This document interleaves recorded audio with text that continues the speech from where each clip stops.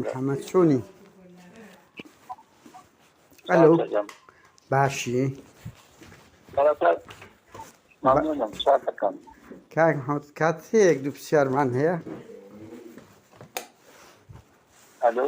بەڵێ بەڵێ گوێم لێتە کاک محەممەد گوێم لێتە. بەڵێ بەڵێ فەرموو کاک محەممەد من کەسێکم لە سویدا دەنیشم چالاکوانم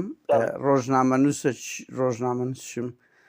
وەڵا دەمێ بزانم یعنی چۆن توانیتان ئاوا مەتحوسەنای قاسم سلێمانی بکەن کە ئەگەر قاسم سلێمانی کەندە هاریکاری باشووری کردوی بەڵام بۆ خۆت دەزانی عەلی حەسەن مەجیدی ڕۆژهەڵاتە،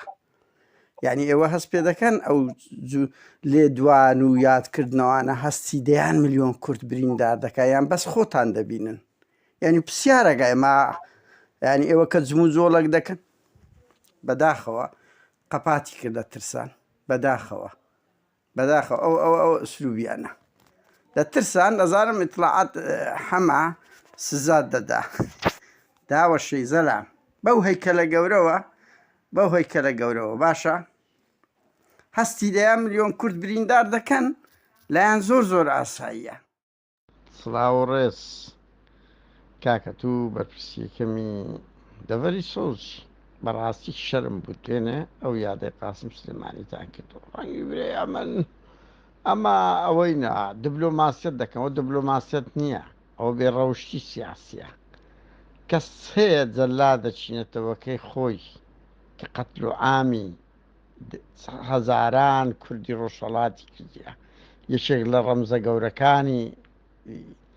سیمبولەکانی وڵاتێکی داگیرکەر بێتن بکاتە قائیدێکی گەورە ئەگەر بڵێن هاریکاری ئێمەی کردی و لەگەڵ ئێمە باش بێ خۆ سەددام و حزبی باسیش لەگەر دیموکراتی کۆمەڵە باش بوو چەکی داینە یارمەتی داینێ دیفاعی لێکردینە لەگەڵ پەکەکەی باش بوونە کەمپی ئەتروشی لۆ کردینەوەی کە حکوومەتی هەرێم دەری کردنە دەرێ لە مەخموری لۆی کردنەوە سەددام لۆی کردنەوە ئێوە دەزان هەر ئەنگۆ دەتانن هەر دەزان ئەوە ینی پەیوەندی بکەن باشە هەموو هێزەکانی هەر سێ پاشەکەیتکەوە چی ئێوە علااقاتیان ئەگە داگیرکەران هەیە بەس قەت وەچی ئێوە ئەوها بەبێ ڕەوشتانە نایکەن قەت دیوتانە ڕۆژێک لە ڕۆژنامە حوسەنای حزبی بەعس بکەن قەت دیوتانە ڕۆژێک لە ڕۆژان بە پێش سوپای داگیرکەر بکەون یارمەتی بدەن باشە ئێستاکە ئەگەر ئەوانە یادی عەلی حەسەن مەجید بکەنەوە ئێوە چیان پێ دەڵێ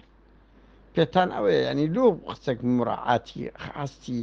نەک ئەوان ئەو هەموو خەڵکەش ناکەن سلێمانی لۆندە قێزەوە نەکەن یعنی قاسم سلێمانی لە بۆ تو دیفاعی لە دووکردە لەگە بابت بینی خۆش بۆ بەڵام ملیۆنان کوردی ئاوارە و دەربەدەر و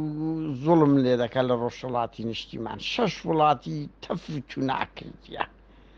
ئەخر دیبلۆماسیەتیشەوەی خۆ هەدەپەش بە چینگۆ لە پەرلەمانە شاری لە دەستدا